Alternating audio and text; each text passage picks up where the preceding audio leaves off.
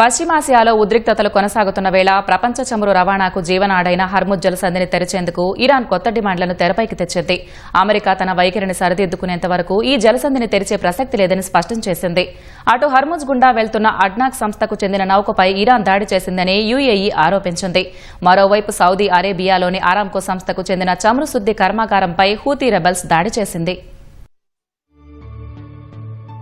అంతర్జాతీయ వాణిజ్యానికి అత్యంత కీలకమైన హర్ముజ్ జలసంధి కేంద్రంగా అమెరికా, ఇరాన్ మధ్య ఉద్రిక్తతలు కొనసాగుతూనే ఉన్నాయి. అమెరికా తన తీరు మార్చుకునే వరకు హర్ముజ్ జలసంధిని తెరిచే ప్రసక్తే లేదని Iran supreme national security council తేల్చి చెప్పింది. తమ దేశాన్ని భవిష్యత్తులో ఎప్పుడూ బెదిరించకూడదని, యుద్ధాన్ని శాశ్వతంగా ముగించి సైన్యాన్ని ఉపసంహరించుకోవాలని అమెరికాను డిమాండ్ చేసింది. నావికా దిగ్బంధం ఎత్తివేసి యుద్ధ నష్టపరిహారం చెల్లించడంతో పాటు తమ ఆస్తులను బేషరతుగా విడుదల చేయాలని కొత్త షరతులు విధించింది. ఇరాన్ తాజా డిమాండ్లపై అమెరికా ఇంకా స్పందించలేదు. ఇరాన్పై విధించిన నావికా దిగ్బంధం ఎత్తివేయడానికి ముందు హర్ముజ్ జలసంధి గుండా నౌకల రాకపోకలపై అంగీకారయోగ్యమైన ఒప్పందం కుదరాలని అమెరికా భావిస్తోంది. అమెరికా, ఇరాన్ మధ్య జూన్లో కుదిరిన తాత్కాలిక శాంతి ఒప్పందానికి నిర్దేశించిన 60 రోజుల గడువు మరో వారం రోజుల్లో ముగియనుంది. అయితే ఈ గడువును పొడిగించే అవకాశమున్నట్లు తెలుస్తోంది.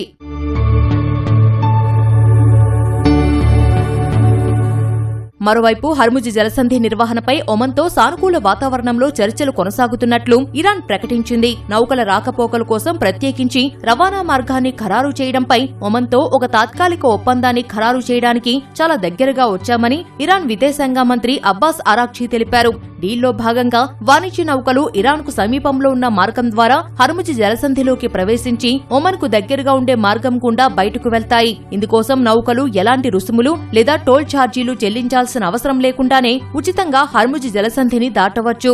టెహ్రాన్ అణు కార్యక్రమాలపై అమెరికా, ఇరాన్ మధ్య చర్చల పునరుద్ధరణలో భాగంగా ఈ తాత్కాలిక ఒప్పందాన్ని తయారు చేసినట్లు తెలుస్తోంది. అయితే ఒప్పందం తుదిరూపు దాల్చే వరకు ఇందులోని నిబంధనల్లో మార్పులు చోటు చేసుకునే అవకాశముందని అధికారులు తెలిపారు.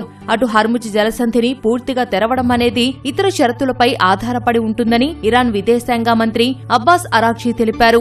జూన్లో కుదిరిన తాత్కాలిక ఒప్పందాన్ని అమెరికా ఉల్లంఘించడం వల్లే ఈ పరిస్థితి వచ్చిందని ఆరోపించారు. ఒమన్తో తాత్కాలిక ఒప్పందం కుదిరినంత మాత్రాన నౌకల రాకపోకల కోసం హర్ముజ్ జలసంధిని పూర్తిగా తెరిచినట్లు మాత్రం కాదని తేల్చి చెప్పారు. మరోవైపు హర్ముజ్ జలసంధి గుండా వెళ్తున్న అబుదాబీకి చెందిన అడ్నాక్ సంస్థకు చెందిన వాణిజ్య నౌకపై ఇరాన్ క్షిపణితో దాడి చేసిందని యుఏఈ తెలిపింది. ఈ దాడిలో ఎలాంటి ప్రాణనష్టం జరగలేదని అడ్నాక్ సంస్థ వెల్లడించింది. ఫిబ్రవరిలో ఇరాన్పై అమెరికా, ఇజ్రాయెల్ యుద్ధం ప్రారంభించినప్పటి నుంచి హర్ముజ్ జలసంధిలో తమ సంస్థకు చెందిన డజనుకు పైగా నౌకలపై దాడులు జరిగాయని, ఒకరు మృతి చెందగా మరో 20 మందికి పైగా గాయపడ్డారని అడ్నాక్ తెలిపింది.